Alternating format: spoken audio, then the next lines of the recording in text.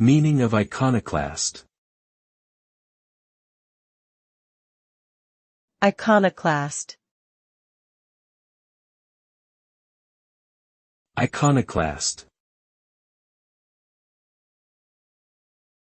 Iconoclast. Iconoclast. The term iconoclast refers to an individual who challenges or rebels against established beliefs, practices, or traditions.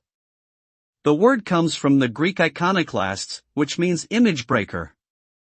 Iconoclasts may challenge religious dogma, social norms, or political ideologies.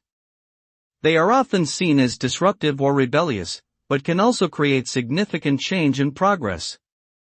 These individuals are typically viewed with suspicion by those in power or who benefit from the status quo.